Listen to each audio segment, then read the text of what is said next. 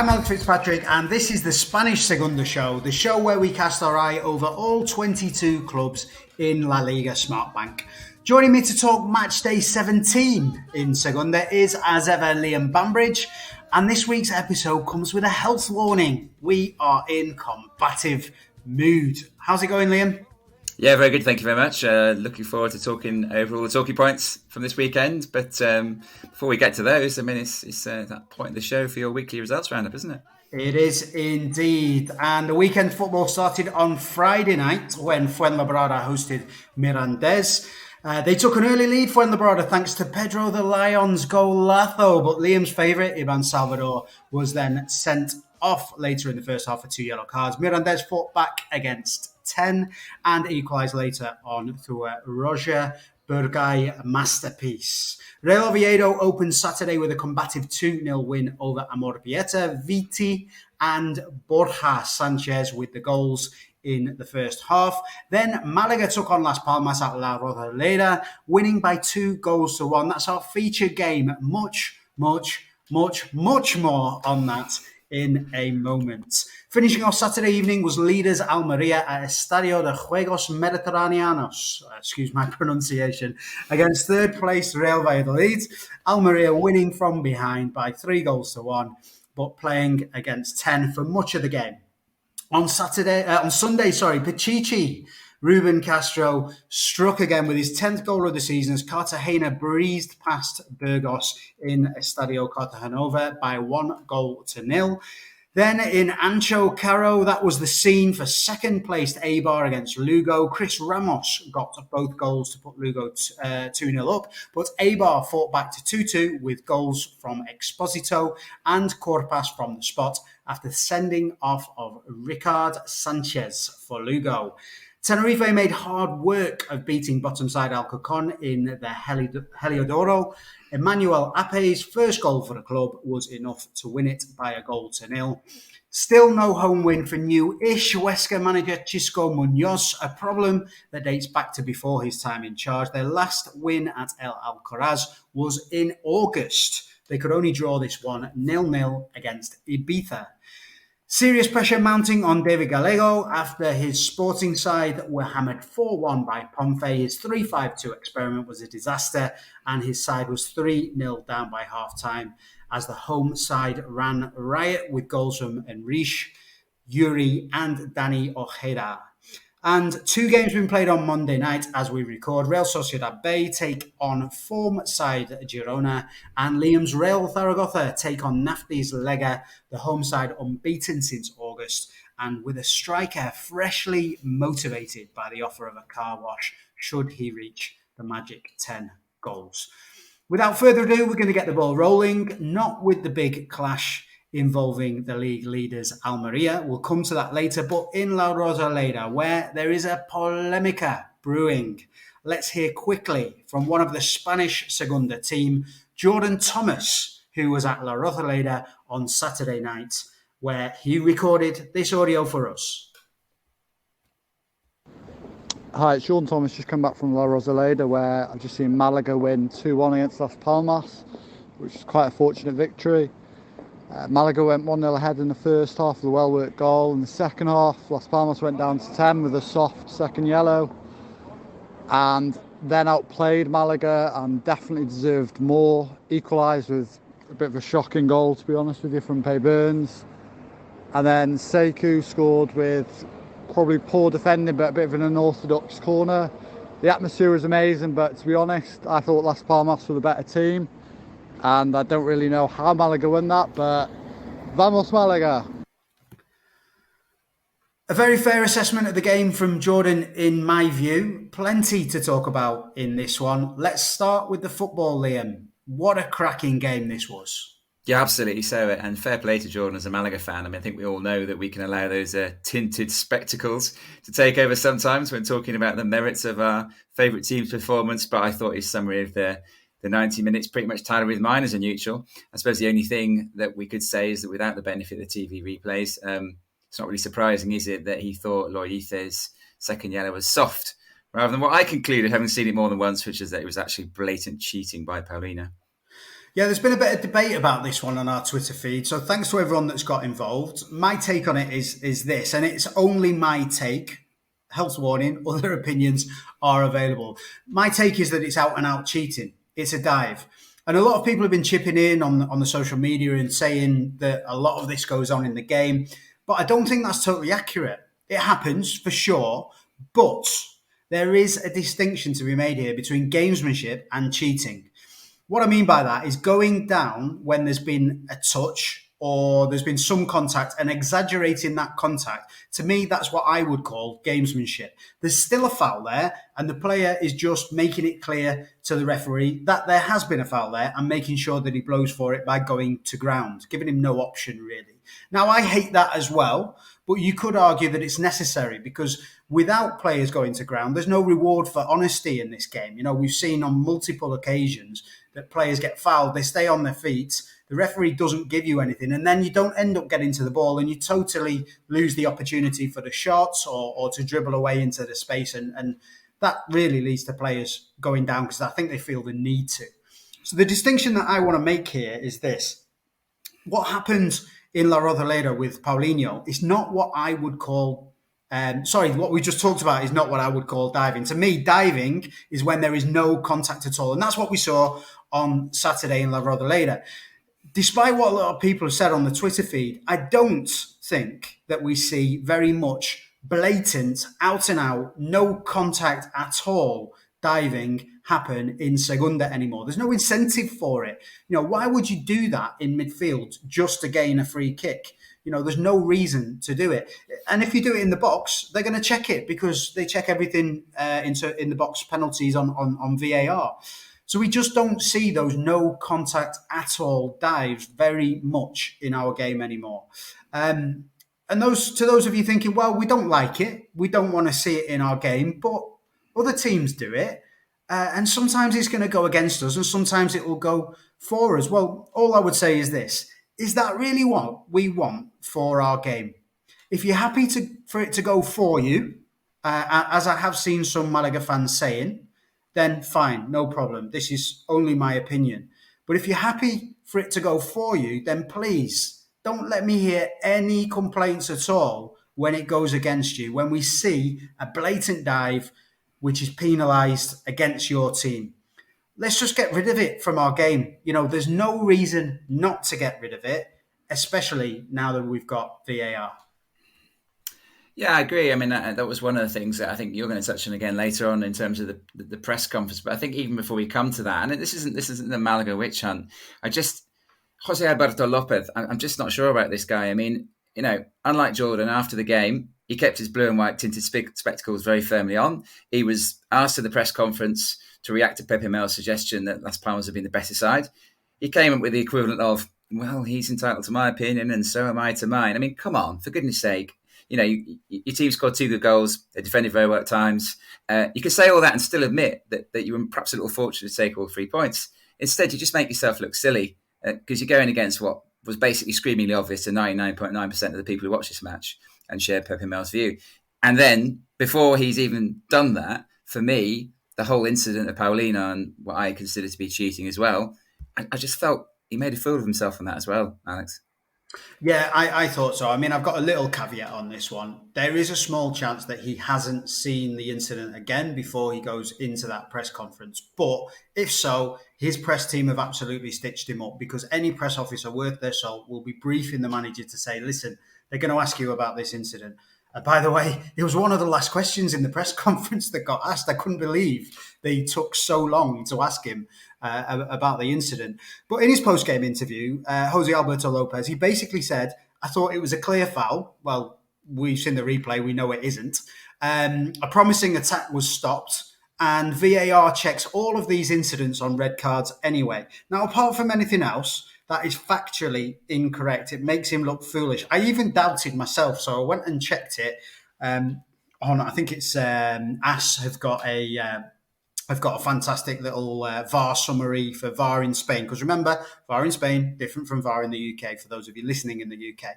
But what Jose Alberto said Lopez said was factually incorrect. VAR does not check a second yellow card for a red. That isn't allowed within the VAR protocols. So Jose Alberto Lopez is at best ill-informed, which is frankly inexcusable. It's his job.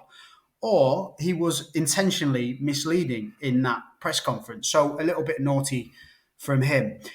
Generally speaking, Malaga, for me, have been extremely fortunate now, twice in 2 games at home. Last Monday night against Tenerife, the Brandon penalty was pretty questionable on a number of counts. Was it in the area? Was it even a foul? And I know Tenerife fans felt that they should maybe have had a penalty for a handball. But I mean, in this particular game, we have to take our hats off. Let's just step away from VAR for a second and say Malaga goalkeeper Dani Martin, a string of excellent saves from him, from Hesse, from Vieira, just some fantastic saves to keep them in the game. Having said all that, Liam, you have to say that perhaps the crowd in La Rosaleda were a massive factor in some of those refereeing decisions that we just talked about. And on Saturday, there were another 3 points for the home side. Over 22,000 in attendance at La Rosaleda, far and away the biggest attendance of the season, I believe, in Segunda. It certainly was. I mean, just one last thing. I think we don't want to drag on too much about this, but I do wonder. We talk about Getafe and now Valencia and the Bordelas.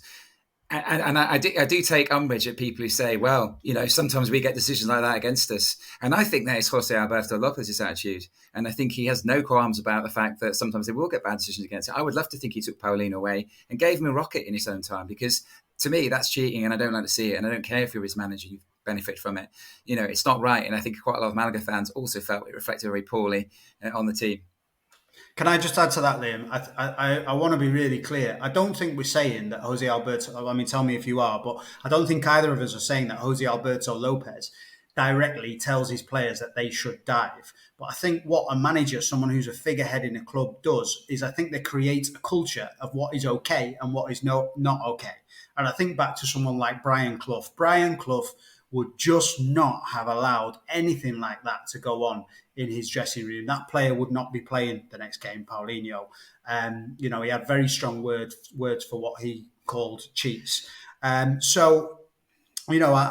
think we're not saying that Jose Alberto Lopez is intentionally telling his players to do that, but sometimes a manager, such as the example we have with Bordelas, creates a culture within his club where certain things become accepted rather than encouraged. And then you're looking at somebody like Clough, who's a different era and it's different times. And I know people say that the game is very different then, but I think we could both name a few coaches in Segunda who wouldn't have that. I'd like to think that my coach at Zaragoza would not have that. He might not criticise the player in public, but I'm pretty sure he wouldn't have it. I'm pretty sure Ruby wouldn't have it at Almeria either. I think there are coaches out there who just think, yeah, okay, we'll look at the situation, do what we can. And that's exactly what I'm saying. I'm not saying for a minute he's encouraging his players to dive. All I'm saying is it's how you deal with it afterwards. And maybe he did go and give him a dressing down afterwards, but I suspect he didn't. Well, we'll never know, will we? Anyway, enough about that. We've been diverted from what we were going to talk about there by me. And let's not forget this crowd. What a crowd it is. And what I found really interesting about this, Mel was really grumpy afterwards. He said, we couldn't. Basically, what happened was with the second goal, which, by the way, what a header that was from Gassama. Unbelievable. He said that basically, because Gassama had come on, his defenders, who should have really known what to do, didn't really know what to do. He said, I was trying to get a message to Navas and I was trying to step out my technical area because it was so loud in La Rosaleda that I couldn't make myself get the message across, pick up Gassama basically. So they didn't. So, certainly that. And I felt after Las Palmas equalised, I felt there was a lull for a minute and the crowd went very quiet for a little bit and it kind of rocked them. I think they thought 1-0 up against 10 and they were going to win it. But how did they pick themselves up again after that? Fantastic. There's a couple of corners in a row. And as I say, this one corner where they made such a racket that Mel couldn't even get his instructions to his defence. Brilliant, absolutely brilliant. I mean, 22,000, that's a fan. I mean, we've talked before about how attendances in Spain are not necessarily the best, in general. I mean, that's an unbelievable attendance, even for such a big game at this level. It absolutely is. And obviously we see the guys at the Geary Cast and a number of the Malaga fans that hopefully listen to this show as well, posting things and on social media, the scenes from before the game, the players going out to greet the fans an hour or so before kickoff and singing along with them. We see them at the end of the game celebrating together. And there is something special happening at La Rosaleda. If Malaga can get that going away from home, then, wow, they are really going to threaten the top end of the table. A little word from me on Las Palmas on this one, because I don't think that we can move on without actually speaking about them a little bit. They were absolutely excellent again. They created a bag full of chances, just as they did, Liam, against your boys, Real Zaragoza, last weekend. But in both of those games, they've lost out. They've been defeated. In Saturday's game, Malaga took their chances. Las Palmas didn't. That is football, isn't it? But what is a common theme across the two games for Las Palmas is that the individual defending in key moments, it just needed to be a little bit better from Las Palmas. Because otherwise, if they can't turn that around, and remember, let's think back to their 50 plus goals conceded last season, which it looked like they'd moved on from. But if we think back to that, if they can't solve the defensive problems, then that fantastic forward line that they've got are going to need to score 4 goals every game just to be sure of the points. Absolutely, and I know, I can understand Mel's grievance about not being able to pass the message, but for goodness sake, he's 6'4", I think, Osama, isn't it? I mean, on that kind of situation, I mean, I've never liked zonal defence, and I think that's a classic example of why it doesn't work. I think it was well set up by Lopez to have them all. I was looking at it thinking, this is one of these, and it's the classic one of 4 or 5 players running onto it. Where mostly the Las Palmas defence was static. There's nothing you can do about that. That's the tactics of the coach. But surely somebody must have thought, watch the big one in the middle. That ought to be possible, oughtn't it? And that's that kind of thing that's hurting them. And Mel didn't dwell on the defending afterwards. He talked more about the fact that we're really, really good, but we've got to take our chances. We've got to be more clinical, and he's absolutely right, of course. I have to say though, whilst Malaga have now pushed themselves for me into the race for 2nd and 6th place, and Las Palmas we think are very much in it, don't we? I'm starting to wonder if the league leaders are sort of disappearing into the distance, aren't they, really, at the moment? Well, yeah, I think so, Liam. Almeria, they're just a superbly coached side this season under Ruby. We talked last week. In fact, the title of our show last week was Ruby, Ruby, Ruby, Ruby. Well done to those of you that got the musical reference. And what a terrific job he is doing. They're a much more solid side than they were last season, and they've retained the goal threat. And they've done that right through a period. I think this terrific run of, is it 8 wins in a row now? I think it might have been 7 last week, so it must be 8 now. They've done that with players missing as well, key players, 2 of their starting 11. They went a goal behind in this one. It was first against third against Real Valladolid. A cross that cannoned in an own goal off Cesar de la Hoz after taking a nick off Oscar Plano on the cross. But Lady Luck was on Almeria's side. It wasn't for the opening goal, but it was pretty much after that, you have to say. Oscar Plano saw red for a challenge which changed the game, really. On first glance at full speed, it looked nothing but a robust challenge, a yellow card. And, I thought that the first 2 or 3 times they looked at it. But then they slowed it down. And then they even zoomed in on it, something I've not seen them do on VAR before. And it was a high tackle into the Achilles of the Almeria player from behind with the studs. And in this day and age, slowed down or at full speed, you have to go for that. And for me, yeah, they needed to look at it on VAR, and it doesn't matter that they had to slow it down to see it. It was a dangerous challenge. And from there, Almeria then got back level and accelerated away. It was great to see in the second half the return of Ramazani, one of those 2 players that I mentioned a moment ago that they've been missing. We've raved about him on this show a fair few times now, and he is back. So I'm looking forward to watching him again. He's a tricky wide man. He's got a good shot. And he returned with a goal. A little bit of fortune again for Almeria in this one, deflected away from the goalkeeper's reach by the Real Valladolid defender. And then we saw left-back Akieme. He turned into Roberto Carlos for a moment, picking up the ball, dribbling through and smashing a long-range beauty into the bottom corner. Liam, what did you see in this game that you wanted to mention?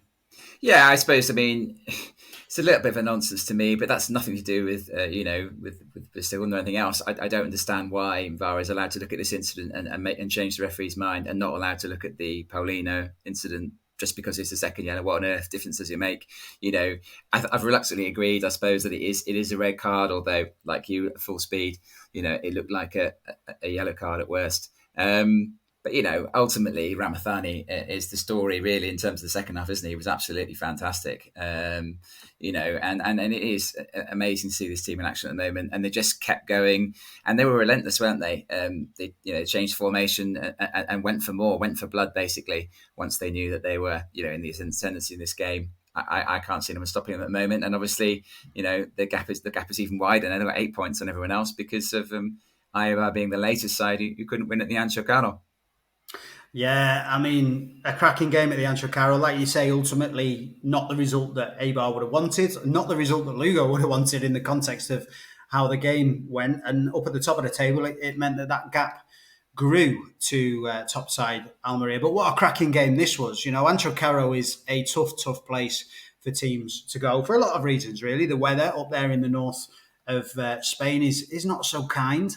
Lugo just have this never say die attitude. They're direct, they're forceful, and they were under the cosh in this one, as you'd expect. Eibar, a team of real good quality, but thanks to a certain Chris Ramos, they went 2-0 up. He got both of the goals on the counter-attack, and they were looking good until Lugo's substitute goalkeeper, Francisco Vietes, he let a really poor one in. And I have to say, it's not the first really poor one that he's let in for Lugo either.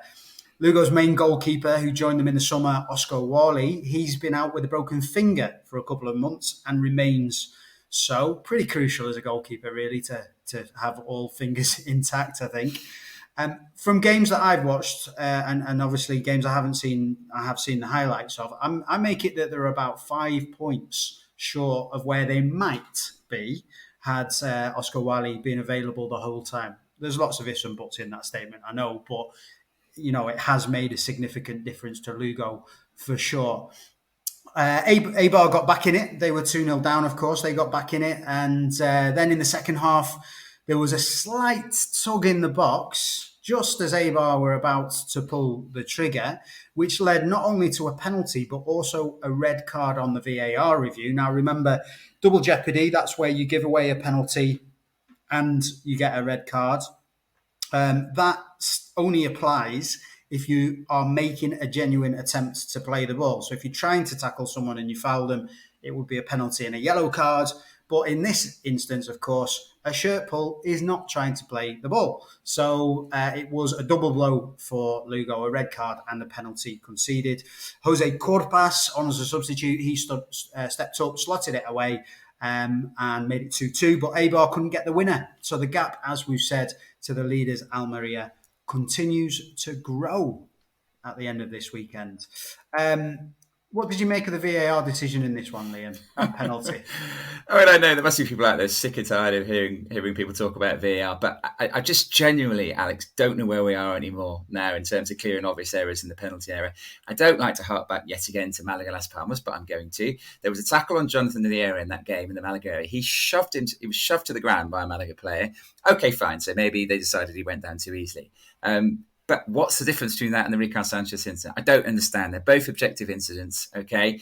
Let the ref go and look at those incidents for himself. Don't tell him they think you've made a mistake. Let him go and have a look at it. Give him the freedom to decide, you know what, I still don't think it's a penalty, or you know what, I changed my mind. As soon as he's called over, Alex, we know what's going to happen. We know what's going to happen. There's tremendous pressure on him to change his initial decision because he's basically being told that he's wrong, Alex. Okay, so why waste all this time deciding whether it's clear and obvious error? Okay, here's something you might not have seen. Have another look at it. You have the freedom to decide, actually, it wasn't. I just don't understand the clear and obvious error bit of it. And for me, it comes also back to your gamesmanship. The guy goes down easily. That's not a free kick in lots of areas of the pitch. But he has to. Strictly speaking, Liam, whether they call him over straight away to the screen or whether they wait 2 minutes and then call him over, they're still kind of saying you've messed up here. So it is a little bit of a loaded action for them to call him over to the screen whenever they do. But I do agree with you. It does put the referees under tremendous pressure. And it's not often that you see them look at it and go, no, actually, I'm sticking with my own decision. But probably on the flip side of that, you could probably say that that's because most of the time when they look at it again, they have got it wrong. But they make the decision as to whether, it's a different guy refereeing the game, Alex. It's not the referee anymore. You know what I mean? It's not he's not the referee anymore. It's the guys in the booth. No, don't get me wrong. I think VAR could be a really good thing for the game. I've seen a lot of people say this recently. It's not the VAR that's the problem. It's the application of the VAR system, and one or two of the things they need to tweak about how they decide. When they're going to refer it to the referee. We'll get there, I'm sure, in the end. I think it's here to stay, and I think it could be a good thing. But at the moment, it's driving me mad. And something else that's driving me mad right now is the fact that I'm about to get even grumpier because you're about to throw me under the bus, aren't you, Alex? Yeah, absolutely. I'm throwing him under the bus. Cartagena played Burgos on the weekend, and with about half an hour left, Cartagena, it was 0-0. Cartagena were pushing on, struggling to get the goal that they needed. Of course, they've got our friend Ruben Castro up top. And Liam sends me, let's take a little listen to the voice note that Liam sends me on WhatsApp. Tell you what, watching this, I know we don't like anyone to criticise Ruben and Castro, but I just think, they get into really good wide areas and they put decent balls in the box. He's not particularly good in the air, is he? And you just think, I'd have Ortuño now, I think. I know that sounds very Route 1, but they've dominated the game. I don't think really that, they've created, keeper's made 6 saves, but I'd say 5 of those are very doable. I just don't quite get it, really. He's such a legend in many ways, but I've only really noticed today, after all these years, that he's not brilliant in the air. And of course, what happens just seconds later, Ruben Castro finds the net. And when I say seconds, I mean, literally, I received it, looked up at the screen, and the goal went in. Liam, Ruben Castro has a bit of a track record behind him to suggest that perhaps he should stay on the pitch. 5th top scorer in La Liga and Segunda history combined. 19 goals last season for Cartagena. Pichichi thus far in Segunda, even before the goal that he got on the weekend. But you take him off? Come on. In Castro, we trust. That goal yesterday, it also meant that he's now scored against 67 different clubs in his career, which is a record. He was level before with the previous record holder. He leveled a couple of weeks ago with him, which was Nino, I think. And he's now taken the outright lead in that measure. He is the all-time La Liga scorer against the most clubs in the history of the competition. Liam, anything else that caught your attention this weekend, apart from the fact that Castro should have been taken off? Yeah, that was egg on FaceTime, wasn't it, really? Although my point was that he wasn't great in the air, but and they were knocking the ball into the box from wide areas. But yeah, I can't really defend what I said there. What a finish as well. What a great finish. Anyway, it was an upsetting weekend for me, obviously. I found it very hard to recover from the devastating blow of only being able to see my hero, Iban Salvador, in action for 30 minutes on Friday night. Really, really distressing, as you can imagine. In that same game, how about Roger Bruguet's first touch and finish? That's 5 goals for him now, Alex. He's joint top scorer at Mirandés. Would you have taken him off? Well, to be fair, the coach has taken him off in every other game. I think that's the only time he's played a full 90 minutes. But yeah, what a brilliant finish that was. He's played far fewer minutes than Camillo Vicente. The other two have got 5 goals. Great stuff.